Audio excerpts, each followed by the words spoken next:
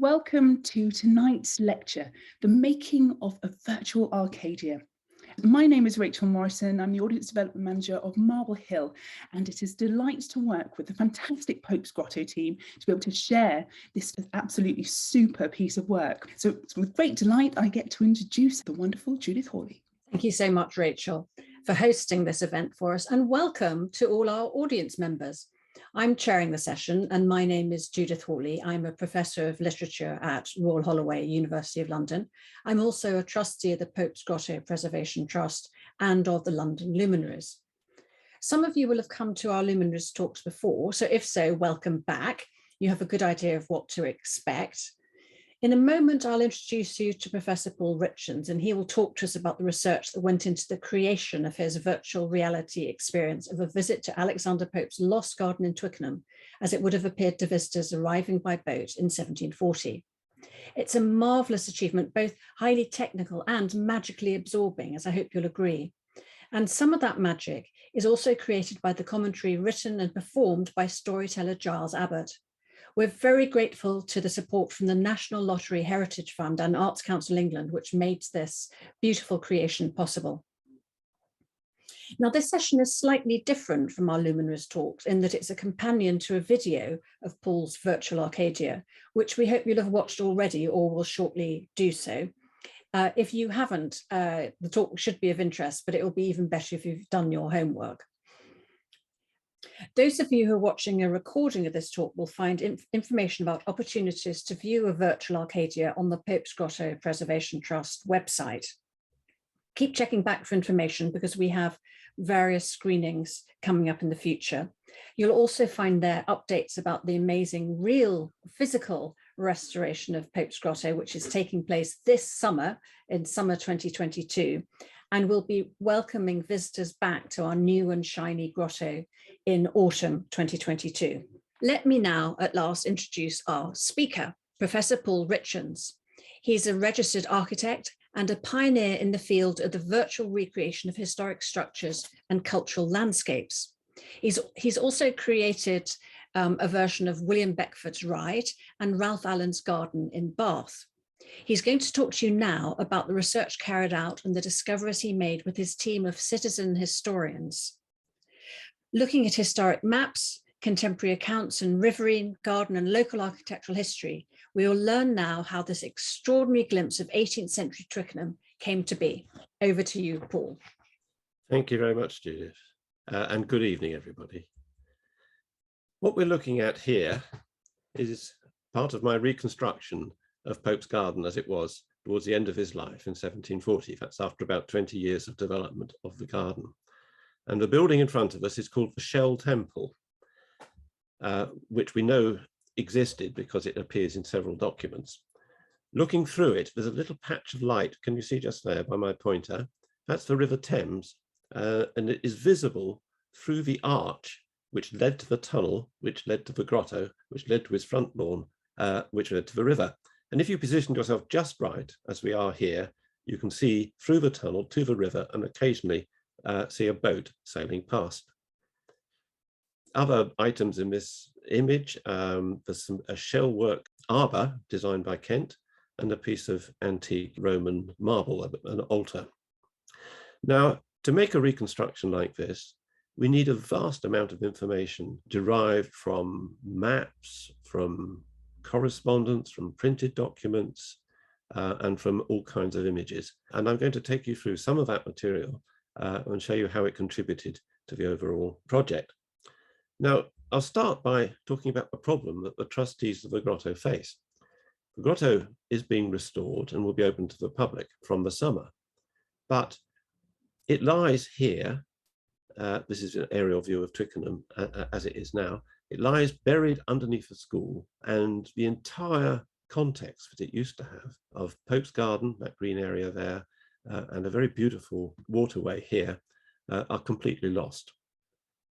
So my proposal was to the trustees that we should fill in the gaps, as it were, provide a new context for the grotto for visitors to see when they come along in the summer. And what we do, we'll start down here. This is Water Lane, and at the end of it, there used to be a pub where you used to be able to hire a boat to take you anywhere you wanted to go on the river. So we will get on a boat here and be rowed by a master waterman and his apprentice slowly up the river, taking in all the interesting buildings along the way until we get to the lawn in front of Pope's Villa. Then we'll get out and go and visit the real grotto. I shan't make a virtual grotto because the whole point is that you'll come to see the real one, which has been restored. But after that, you can go through the virtual tunnel and emerge here in the reconstructed garden and spend maybe an hour or two wandering around the garden and seeing everything we've been able to discover about what it was like in Pope's day. So that's the project. How do we go about it? Well, let's look at the waterfront to start with. That's what it looks like now. On this side, it's fairly similar to what it was in the 18th century, a natural riverbank, Ham Common, grazing and trees.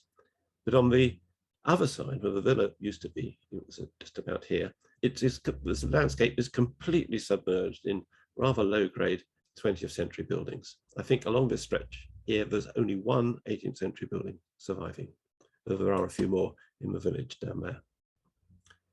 If we wind back the clock about 280 years,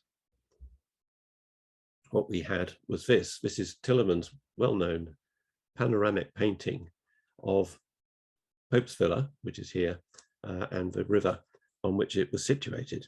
Now I'm going to try and zoom in on this so we can see a bit of detail.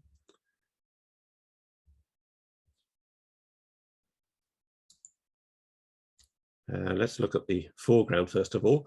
We have some well-dressed gentlefolk riding horses with their fashionably cropped tails.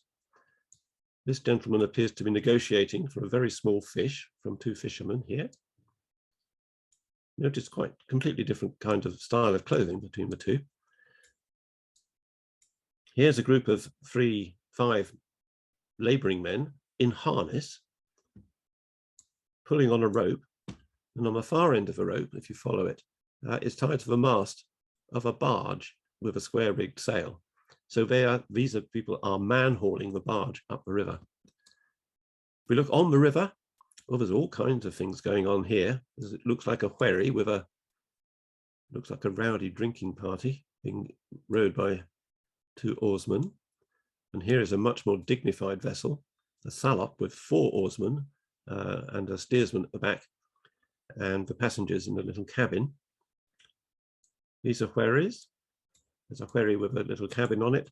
And here is a very interesting yacht, which seems to be stuck. Got lots of flags flying. And we suspect that this belonged to Captain Gray, who was a well-known inhabitant of Twickenham at the time. He built 2 streets of houses. And we know he kept his yacht in Pope's garden, in Pope's boathouse, being a friend. More wherries, some fishermen. There's a wherry with a sail. It seems to be sailing the opposite direction to the barge, so that's a curious circumstance. I think the thing is that these pictures were not all done at once. They were done in pieces and then stitched together. And then on this bank here, we have Pope's neighbours, Lord Radnor, that's his cold bath. That is a tannery, which will be significant later on. This is Pope's Villa as it was first built. It's the first state of it. The arch there leads to the grotto. The steps on the other side of it leading up to, I suppose you call that the back door. I'll draw your attention, you can only just see it, but there is some sort of structure suggested on the north side. We've got a problem. Most of these views are just of one face of the building, but in order to make the virtual reality of it, I need to know what it's like on the other sides. So a bit of research and a bit of imagination is going to be called for there. Group of workshops there. That is Lady Ferrer's summer house on her terrace. In front of it is a road with some horsemen. And in front of that, there's a meadow with some sheep. That's a building. That's the only one that survives. That's Cross Deep. This is Lord Denby's house, which was burnt down by the French ambassador when he rented it, and was a ruin at the time of the recreation. And then we move on to the buildings, a bit of a jumble over here, and Twickenham Church in the district. That's Eel Pie Island. Now, To get more detail on the buildings, I have to look for more images which I can correlate with these. But before we're doing that, it turns out that there is actually a more detailed version of this stretch of this image. It's a preparatory oil sketch made by Tillerman. So this is probably what he did, sitting on the riverbank, on the opposite bank, looking at it. And he must have made a number of these and then gone back to the studio and kind of repainted it, all joined together. And we find there's actually more detail in this, and it's more believable because it correlates better with other people's images than the finished one.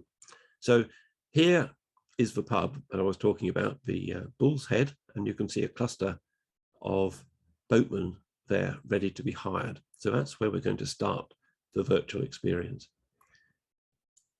Now, the technique of getting these buildings sorted out, I had a lot of help here from a local historian, Robert Shepherd. And what he did was produce a kind of catalogue. So we've numbered all the buildings. So number 29, let's take that on this one, is a barn-like building with a rather distinctive cupola on top of it. And then we look through all the other hundreds of images of this period to see if we can find a match. And we did. We found a rather handsome one. This is a sketch, I suppose you would call it, an ink and wash sketch by Samuel Scott. And there, number 29, you see that's the cupola. So that's the same building from a different angle, and it's given us a lot of more detail. Samuel Scott was a very prolific artist. He specialized in boats, but did a lot of topography as well. If you look at this, the perspective is kind of immaculate. So I suspect he used a camera lucida to draw this to make sure it was completely accurate. This is the same device that Caneletto used to do his perspectives of Venice. And Scott actually was known as the Caneletto of the Thames. He's particularly useful for boats. And in the foreground here, that thing is a peterboat, which is the typical boat used by fishermen. And it has this kind of surround to it, so it could be tipped up almost so the gunwale is underwater to haul the fish in. And sitting on it is a fish safe. It's a kind of half a boat with lots of holes in it, and that would be towed behind the peterboat and used to keep the fish alive until the end of the day. And here we have a punt, and these things on it are eel traps made of wicker. Catching eels was obviously a kind of major industry on this part of the Thames at that time.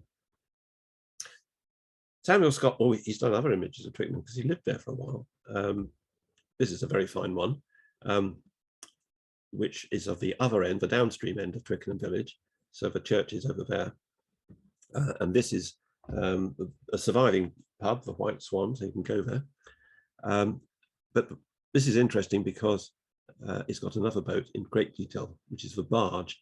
This is known as a swim head barge. The swim head is this kind of flat point, flat bow.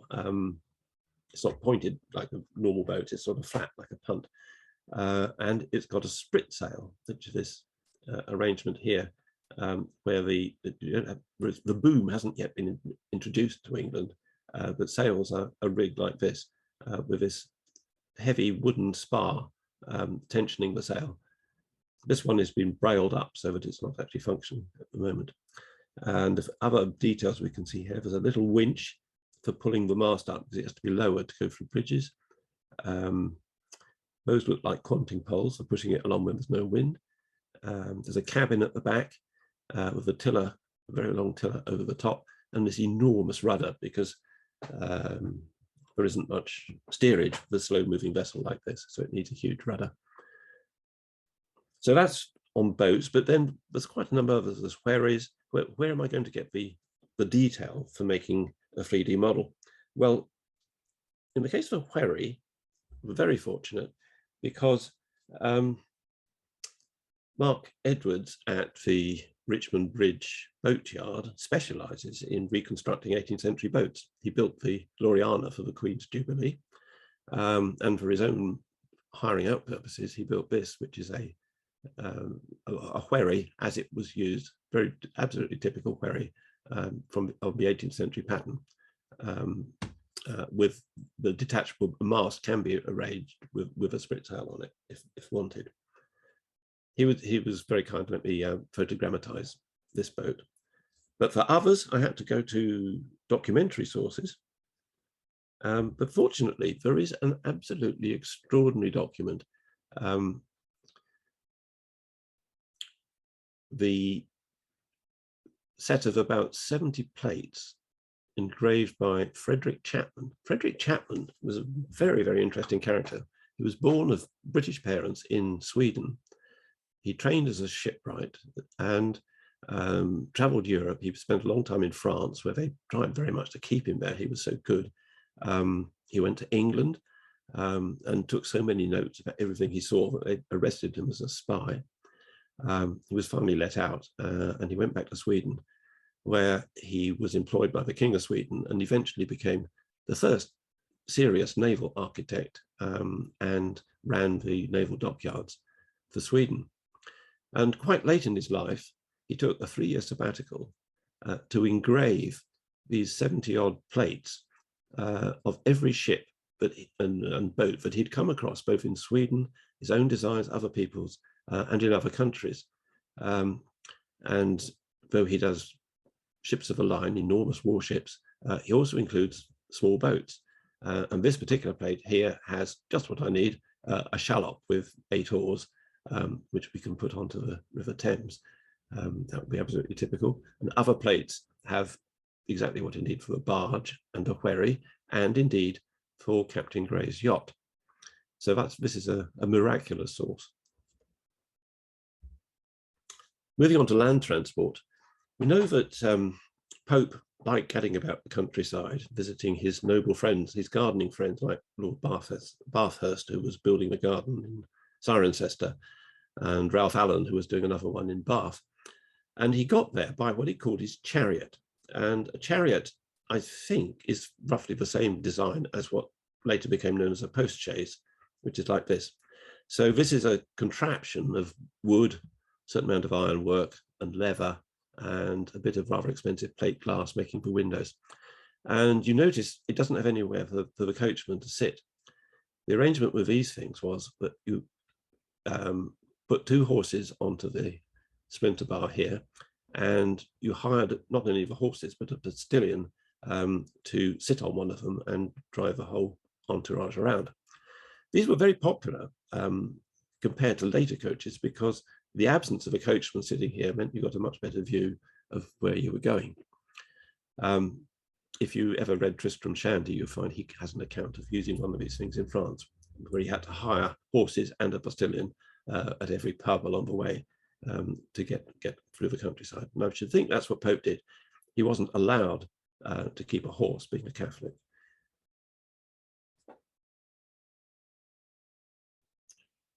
Another issue for me is clothing, because I've got these characters on horses and wandering about doing things. Clothing the gentry is fairly easy. There's an infinite number of pictorial resources for that. But the working people is a bit more difficult. But there is a very rich source, which is Hogarth, who's exact contemporary and was very keen to illustrate both high life and low life in detail. So I've used him as a source for women's clothing. So briefly, this is a milkmaid demanding to be paid in the house of the distressed poet who's trying to scratch out some verse to pay for it. And she's wearing pointy shoes with very large heels, knitted woolen stockings, a voluminous skirt, a jacket over it, a kind of shirt underneath, cuffs showing, and on her head, 2 layers, a kind of cotton cap, same sort of thing as she's wearing. In fact, all women wore something lace-like on their head, usually with these dangling down lappets. She's got her lappets tied round her neck to keep warm, and she's, because she's been out in the sun, has got her lappets tied over the top of her head. And then there's a hat. And it seems women always wore these things, even indoors, and even if they were outdoors, and even if they had a hat on top. So having got some detail from these 2 women for clothing, I was just intrigued, actually, in preparing this lecture, to notice up here there's something else, which if you watch Judith's talk about Pope, you might recognize, just though it's a bit obscure. This is the cartoon of Pope as a monkey with a papal tiara on his head and a donkey by his side. What's that doing there? Well, I think the reason is that this poet here is being employed to, as it were, fake some of Pope's poetry. It becomes clearer if you look at the engraved version of this. This is the first engraved version. There were several. And I'll zoom in again. It's reversed, of course, because that's what engraving does. And there's a different cartoon up there. And this one, if you decode it, is actually got labels on it. And this is Pope with a big stick beating a recumbent figure on the ground who's labeled Curl. And that suddenly explains everything. Edmund Curl, was a notorious pirate, not a seagoing pirate, but a publishing pirate.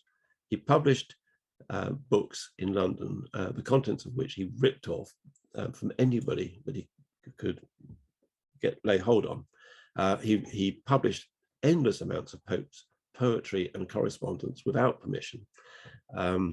He published anything at all, so classical authors, medical matters. He had a hotline in erotica, for example. One of his best-selling titles was Venus in the Cloister, and another was The Uses of Flagellation in Medicine and Venery.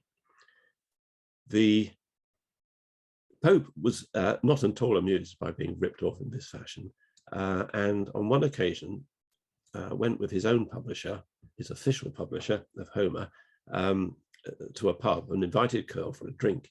And while they were there, he slipped an emetic into Curl's pint and waited for the consequences, which he then wrote up in a rather lurid pamphlet describing how ill Curl had been and feared he was going to die. And this sort of duel in print between the two carried on throughout their lives. Curl retaliated on one occasion in a very interesting way and very important for us. He did a pirate guide to Pope's garden, and to do that he got hold of a well-known artist at the time called Riesbrack, and they both I think must have suborned Mr. Searle, the gardener, and penetrated the garden, wrote a guide, and Riesbrack produced this illustration of Pope's villa, which is one of the most informative that we have. So thanks to Curl, this turned out to be very useful. What we see here is the second state of Pope's villa, after it had been modified by William Kent, who put this portico on the front.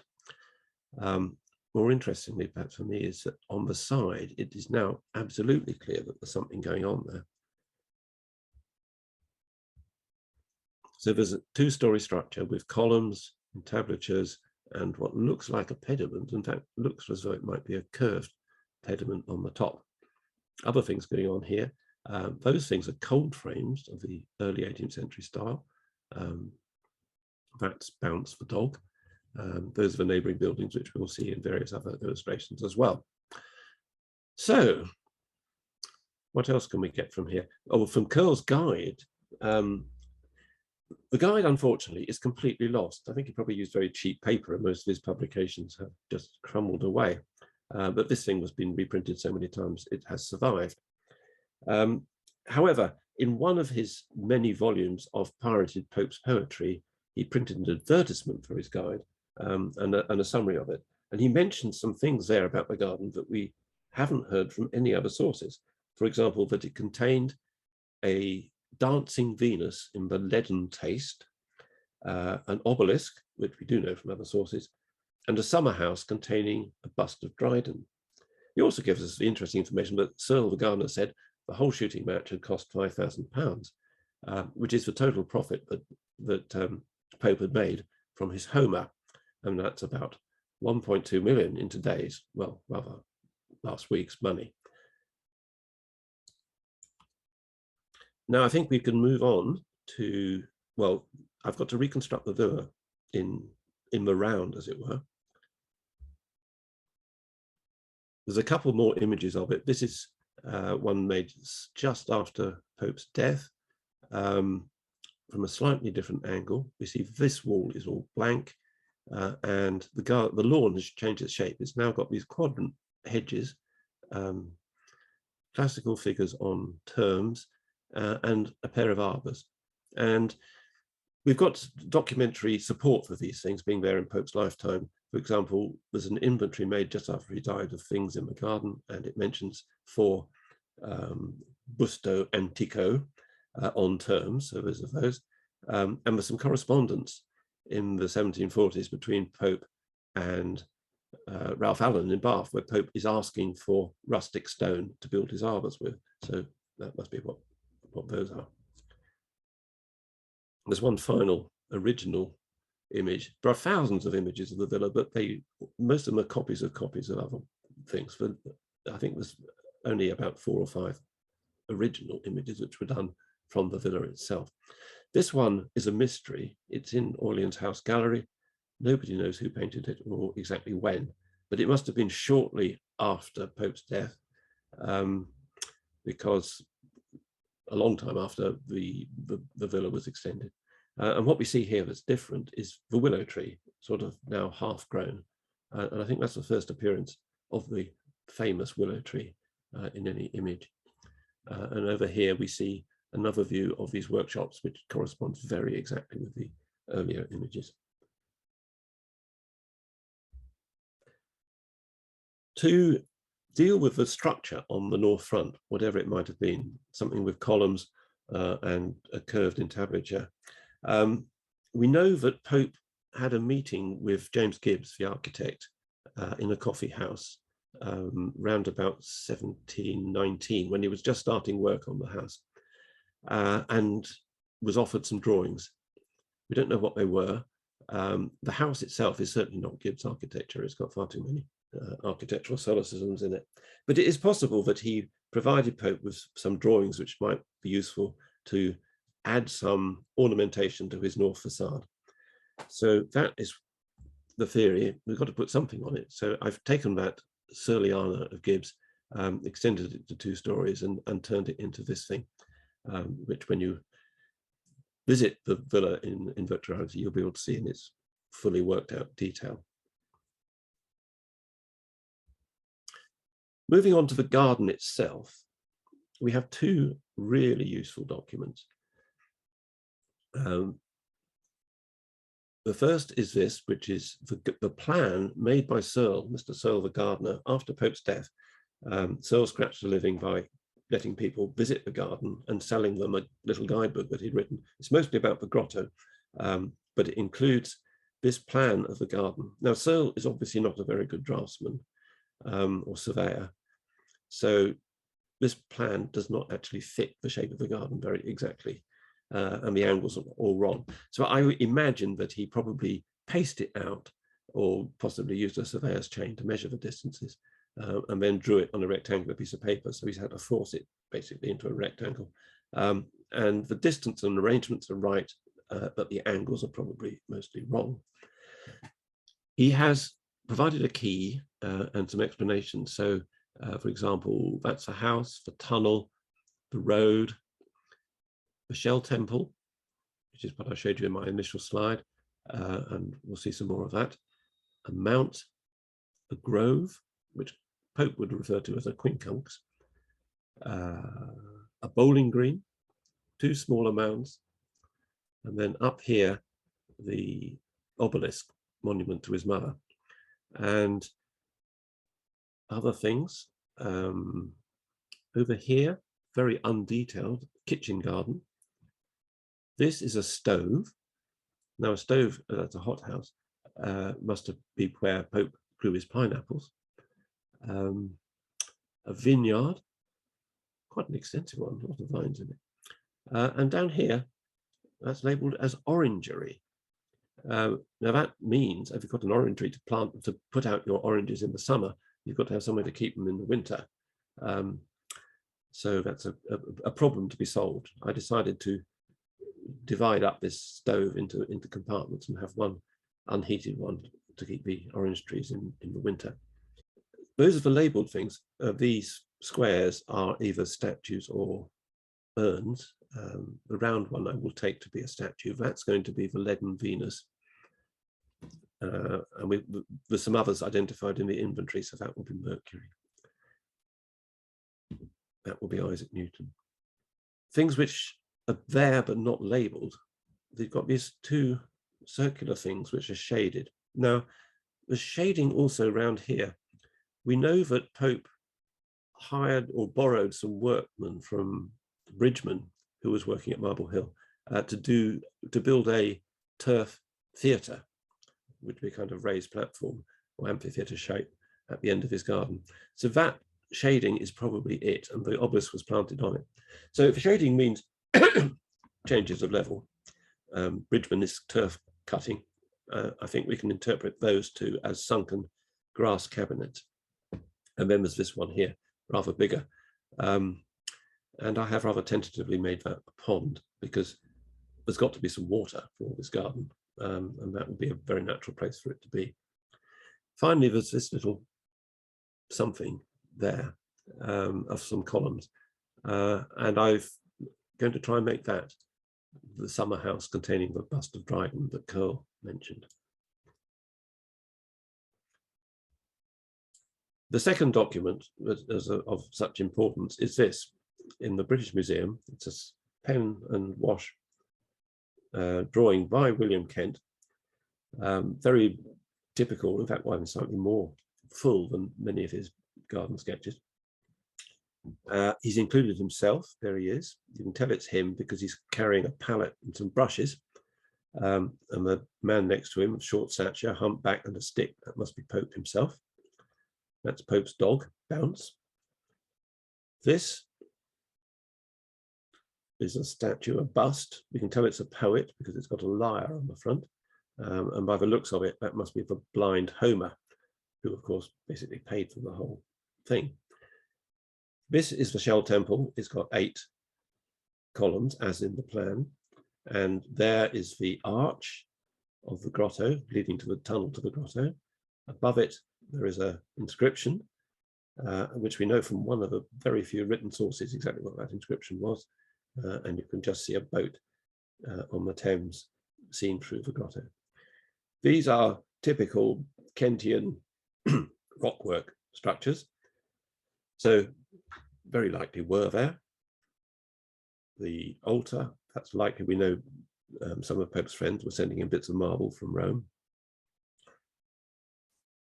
A tripod with a dolphin swimming in it seems a bit fanciful. A fountain in the form of the Triumph of Galatea seems completely over the top. There just is no head of water to run a thing like that, and it would be beyond Pope's means anyway, and probably not really to his taste. So that, I think, we can regard as fanciful and leave it out. The planting behind of mixed trees seems perfectly reasonable. This thing here, rather strange looking urn with a head on it, I would going to think would be fanciful until I discovered it here. This is exactly the same urn. It's a Janus headed vase with the vine decoration. And it's the frontispiece for a book by Isaac Ware, Designs of Inigo Jones and Others. And if you open it, you find the others are entirely William Kent. So I think this must be a Kent design. And it certainly should have a place in the garden, which he had a very large influence on. Pineapples. We know Pope grew pineapples because he sent them to his friends in Bath when he was trying to persuade him to get more stone or urns or something like that from Ralph Allen. He made him a present of pineapples. In fact, he advised the Allens on how to build their own stove for pineapples. Now, doubtless Pope would have had the very latest, most up-to-date stove for growing his pineapples in, and that would have been something like this. This is a design by a Scotsman called Justice, who was the first person to ripen pineapples in Scotland. And he described this design, sent it to the Royal Society, and was pretty well immediately elected a fellow for his achievement. And what it consisted of basically is a heated wall. You see this wall here, it's a cross section with a zigzag flue in it, going from a furnace to a chimney. And then behind it was a shed, just for general purposes, which I think in Pope's case, we haven't got room for. But on the sort of operational side of it, we have these beds, which are labeled as tan beds. So the technique for growing pineapples that have been evolved in the 18th century, early 18th century, was to put them in beds of fermenting tanner's bark. This is the refuse from the tanning process. This is why it's significant that there's a tannery just 2 doors up the road. There'll be a plentiful supply of this rotting bark, which goes into these beds and gives off a gentle heat as it ferments and rots away. And the roof of this thing, if you look here, you see it's made out of 2 sashes, which are drawn here in elevation. So these are like sliding sashes windows, except that they're glazed with small glass quarries in leading. So this is a kind of intermediate step between the cold frame, which had existed for a long time, and the kind of glass house you see in Victorian gardens, which are fully glazed with static glazing. So these things could be slid up and down or lifted off, or covered probably with straw matting if you needed to keep the frost out. Justice actually publishes 2 separate stoves, one for the young plants and one for the fruiting ones. There's only one building on the plan, so we're going to combine those and an orangery all into one range of buildings. Finally, for the summer house, to sort of bring to life those 4 dots in the plan on the long path, and provide somewhere for Dryden's bust to go, the one that Curl mentioned. There's an extraordinary document in the Huntington Museum in California, which is a copy of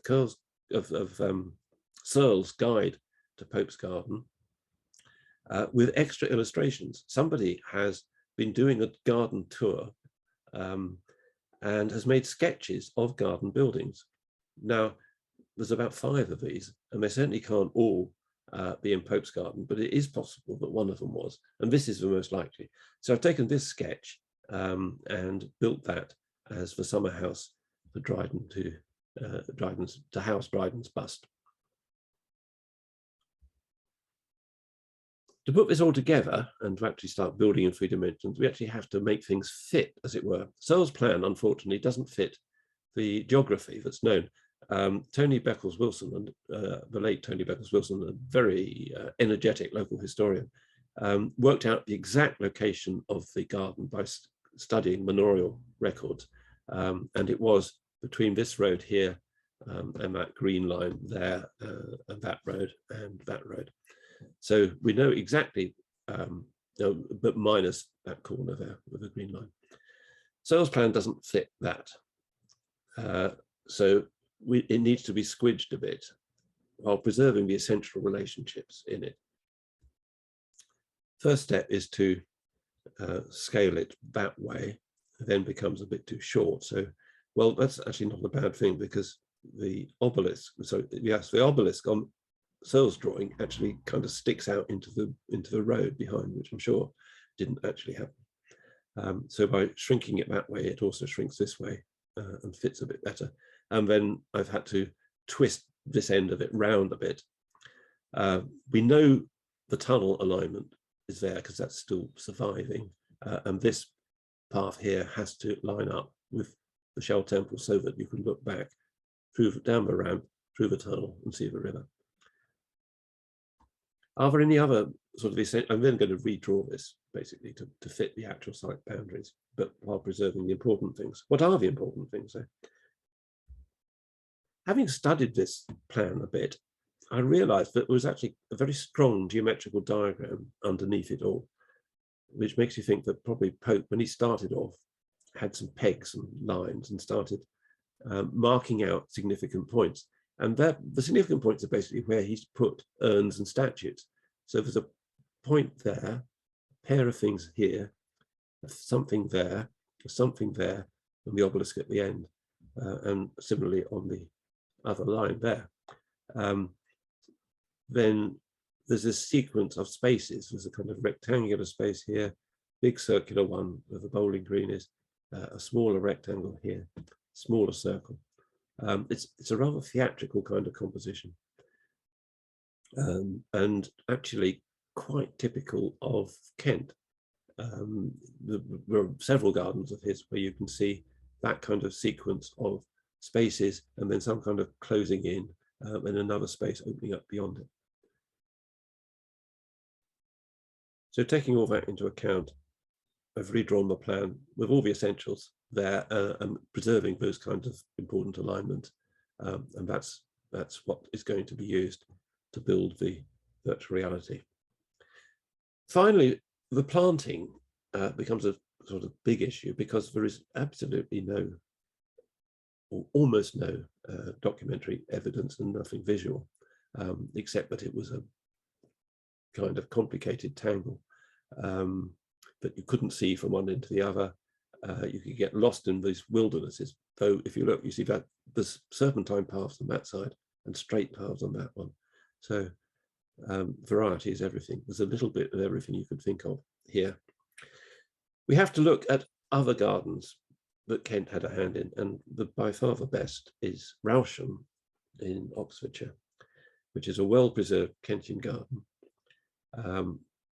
built on the basis of some earlier work by Richmond. So that's very, very similar to the circumstance of Pope's garden. It's much bigger, of course. But the kind of planting you get is here, these grass paths, which are not dead straight, they waver about, they're not level either, they go up and down.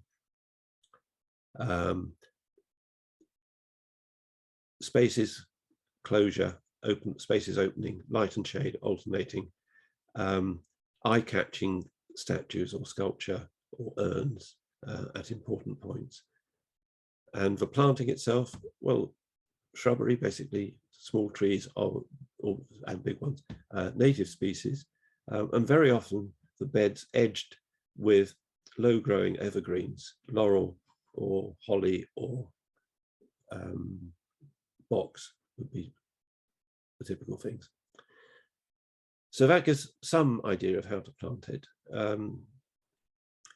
Something about the feel of it is that this was a poet's garden, and its poetic nature was reflected on by many people who saw it.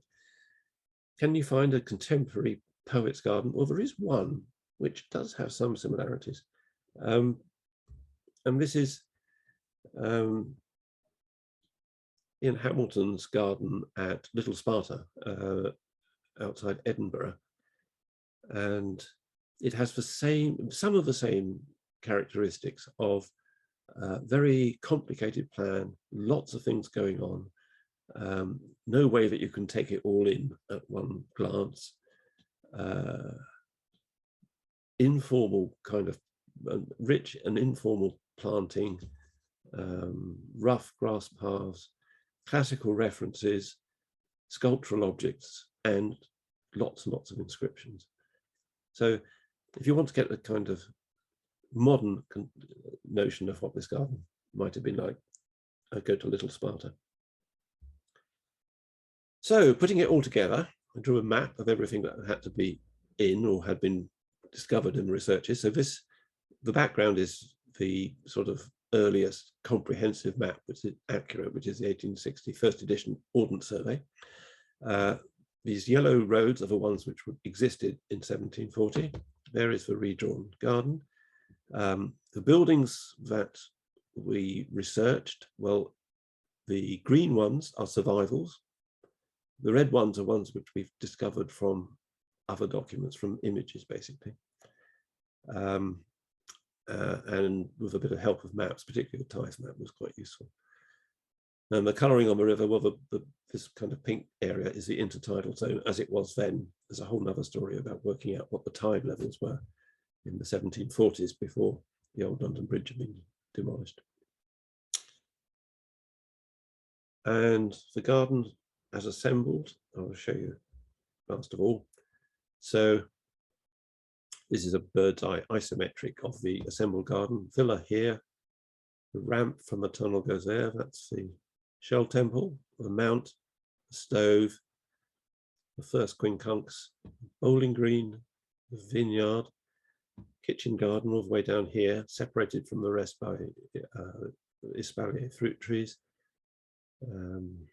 the summer house for Dryden, the second quincunx, one of the grass cabinets there, a circle of elm trees, and the obelisk, which we know was surrounded by dark foliage of cypresses and, I guess, holm oak.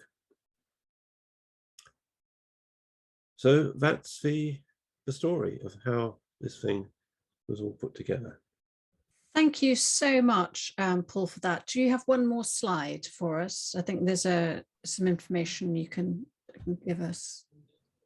Yes, well, I'm just so excited to see this. I feel as if I'm there, and I just want to point out to those of you who are listening that if you want to visit Pope's garden virtually, or the grotto in person when we reopen in September, do please click on the Pope's Grotto website link.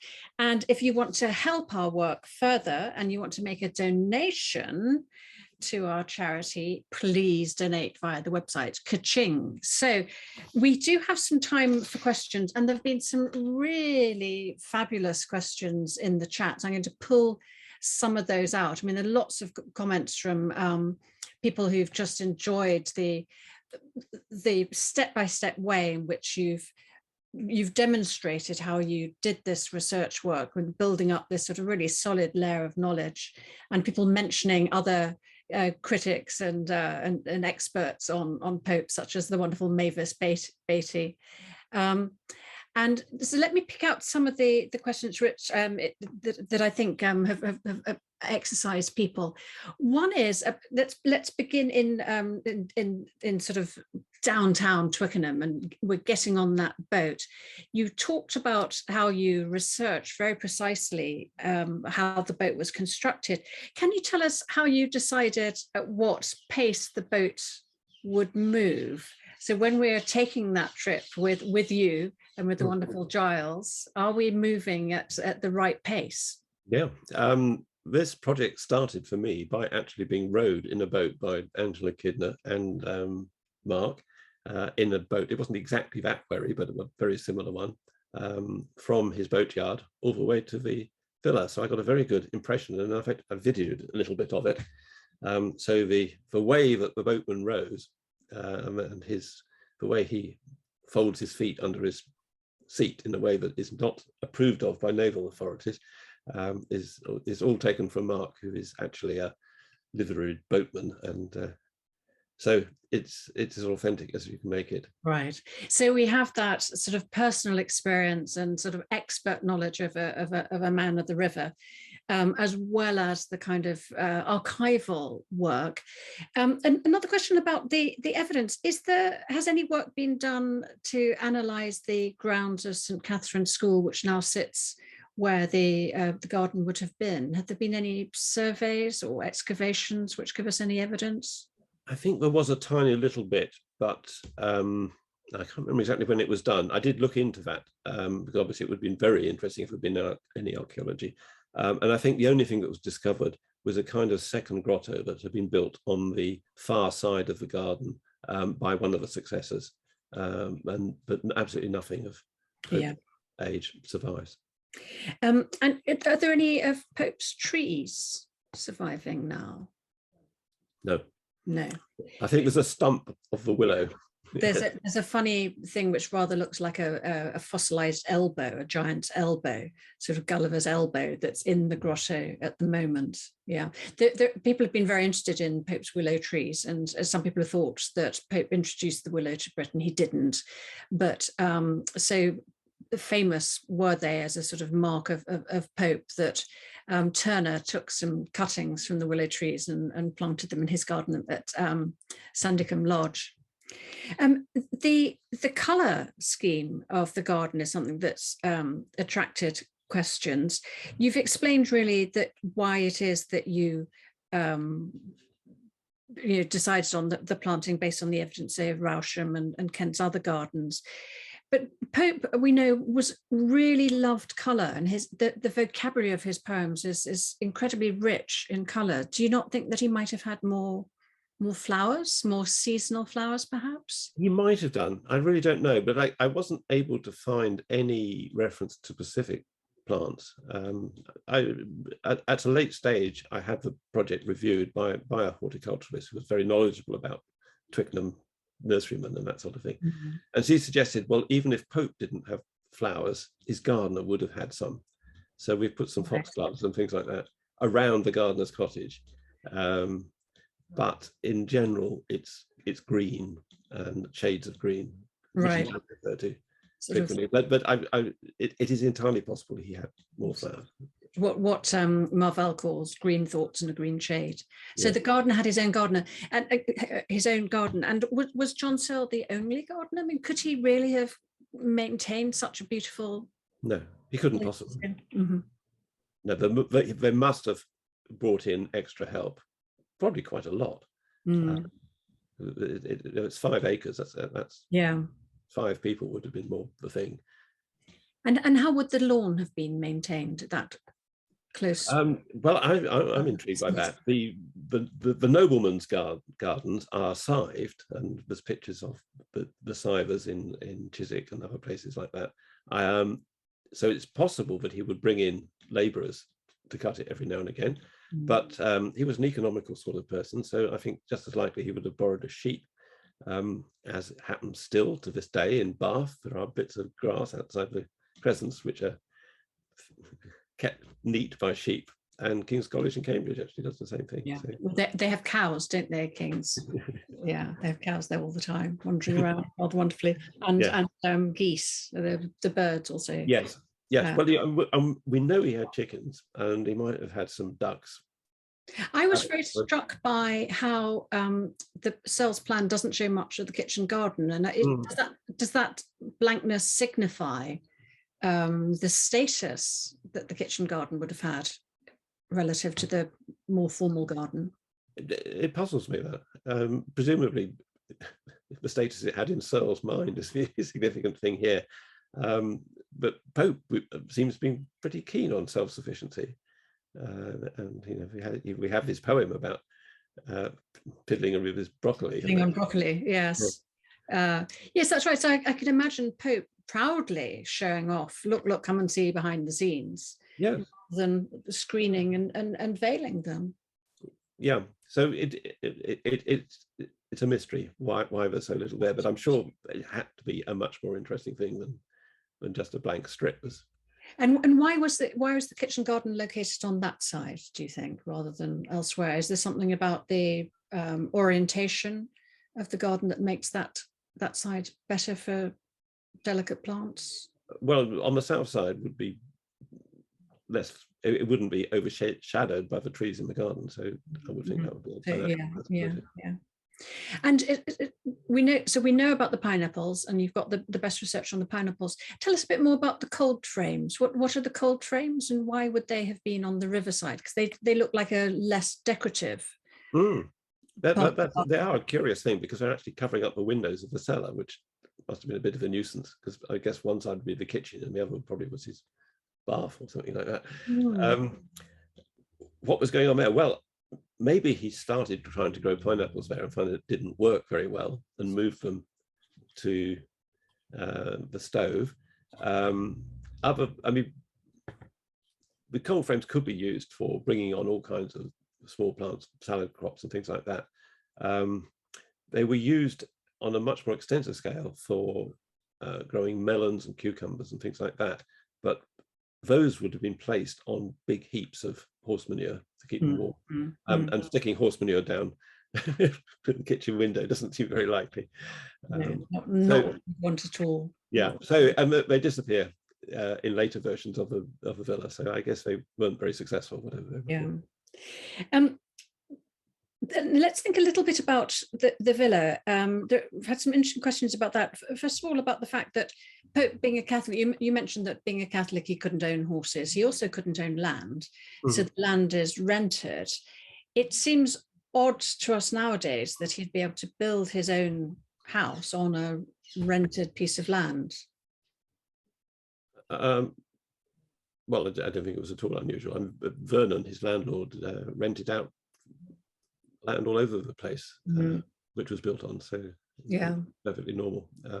And there's a strong tradition of freehold versus leasehold properties in London. I mean, a lot of people are caught in a leasehold trap because they don't own the land. Yes, I think these things were probably copyhold, which is yet another category. Which Right. And it's curious, isn't it, that Pope was, his Catholicism was very well known, and he was often sort of castigated for it. Now, you talked about reconstructing that sort of invisible side, the barely visible side of the villa. And I know that great Tony Beckles have tried to work out the floor plan of the villa, because we know from the inventory that was taken that it's almost as if a surveyor is starting up in the attic and going round the rooms. Have you been able to deduce anything about the layout of the interior? Yes, I have. I thought it was really important for me to do that. In order to develop the facades, you really need to know what was going on inside. So I looked at those two attempts to do the reconstruction from the inventory, which is a very fascinating document. And as you say, it seems to go through the rooms in a definite sequence, and it tells you what's in them, so you've got some idea how big they are. The thing that confused, I think, my two predecessors in this attempt, two things. It starts off by referring to an attic next for lead, which they took to mean a room overlooking one of the two wings. But I, having drawn the plan of the building and its roof, realized that there's a lead in the middle of the roof. And that means you can have a different position for the room next for lead. It doesn't have to be on overlooking the wings. It can be. And by lead, you mean the pitched lead roof, or? Can I give you my screen again? There's a lead in the center. Oh, yes, the sort of valley. Has to be, which nobody had twigged. So rooms all around there could overlook that lead, and there wasn't any lead there or there anyway, because they've got pitched roofs. So that's one thing I realized. And the second thing I realized, which is much more important, especially having put this rather interesting facade on the top and looked through the windows, the inventory keeps referring to rooms as next for Thames. In fact, about 3/4 of the rooms are described as next for Thames, and previous reconstructors have assumed that meant on this front here. But I've realized that anything on the north front has an even better view of the Thames. These rooms just look across it. This one has a fantastic view all the way downstream to Twickenham Church. So that gives you a much better, more freedom effectively in laying out the rooms. And I could produce quite a plausible plan, which has staircase in this wing here with a blank wall, a kind of salon there, and the library, importantly, in the center of the invisible facade. So the library, actually, its window immediately looks over this long path down there, and the whole thing gets some coherence, because we knew he used his library as a workroom. The scribblerians would get in there and scribble. So it must have been a very central room, I think, in his life, and to have it sort of looking down this rather formal path past his kitchen garden all makes very good sense. I want to end with one final question about, you've achieved so much with this, but was there anything, because of either the limits of the technology or the limits of the documentary evidence, that you weren't able to achieve, that you really would have liked to have shown us? I think it's going back actually to the point on flowers, in terms of actually what I did in the garden. Gardens have layers, so there's the trees, then there's the shrubs, and then there's the underplanting, and then there's the grass. The underplanting is a bit missing. So the sort of small scale plants, which was just nothing to work on, and also to put a lot more small plants in, but just push the technology beyond what it's really capable of. So there's a kind of gap. Yeah. It's as you move around, it's quite hard, isn't it, to keep the sort of the small plants and the leaves and things stable. They sort of flash in and out of existence. So I think that's one thing. I think probably I would, if I had more time, populate it a bit more. Have some gardeners hoeing away, Yes, scratch yes, like Mr. McGregor in the distance. yes, yes, and some rabbits. We do have dogs and chickens and all sorts There's of dogs, chickens, yes, but yeah. there could be more. And no, I had quite a number of things to do. There was going to be dragonflies on the boats. And, Oh, gosh, another time. Well, let's hope that you can move on and do some other gardens, maybe Marble Hill House. Well, maybe. Yeah. I'm thinking of Fonthill Abbey for my next project. Yeah. Good, wonderful.